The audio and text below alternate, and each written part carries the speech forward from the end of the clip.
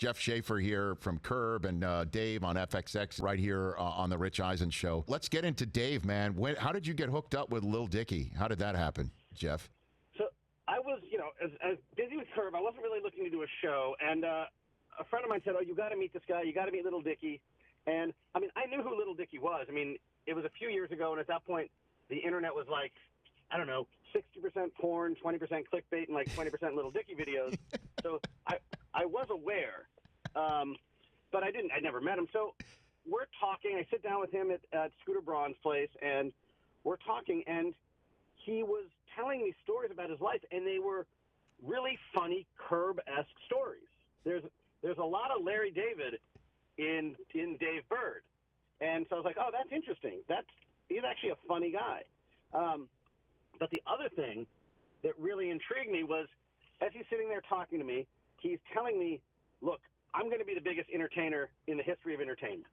I'm like, all right, well, you've had a lot of success in the video world. I get it. You get where that confidence is coming from. But he's like, no, I was this confident before I'd done anything, before I'd rapped in front of my girlfriend, before I'd ever rapped in public. I knew I was going to be this. And I just said, wow, so this guy who, looks like a piece of broccoli had a bar mitzvah is going to be the biggest entertainer in the world, he believes. And I was just like, wow, this is like a cartoon-level delusion. This is amazing. And I thought, that's a really funny engine for a show.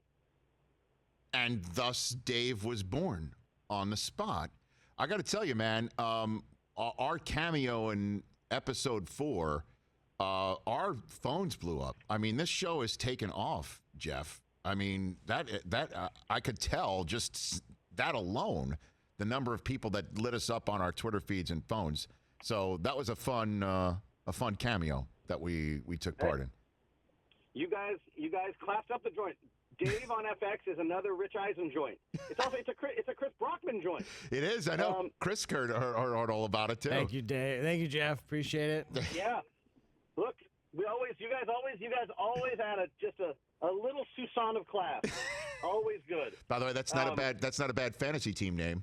Susan of Class. That's a good one. Which one did we come up with before earlier today? Wilford Brimley's Last Hurrah. Yeah, Wilford Brimley's Last Hurrah was our latest fantasy team name because we were talking about The Firm, and we wondered if that was Wilford Brimley's Last Hurrah, being the heavy in The Firm, Jeff. Wow. That may be. That may be, by the way. Well, did you put him in Seinfeld? Did you put him in that Postmaster episode? You did. He was the Postmaster. Exactly. How did you cast Wilford Brimley in that? How the hell did that happen? Andy Robin and Greg Cabot, who wrote that episode, just thought it would be the funniest thing in the world to have Wilford Brimley be the Postmaster, and they were right.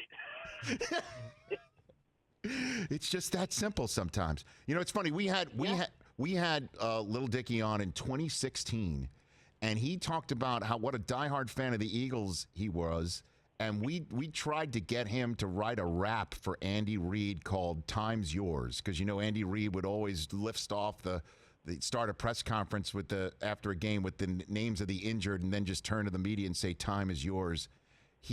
Andy Reid just would not do it. We couldn't get him to do it, man. I know. That'd have been I know that would have been totally amazing. But by the way, thank you guys so much for doing that cameo. And people are really loving the show. There was something just came out yesterday it's now the second highest most seen comedy in FX history. People are really finding it. So thank you. No, thank you. People are clearly looking for some sort of diversion, something to make them laugh.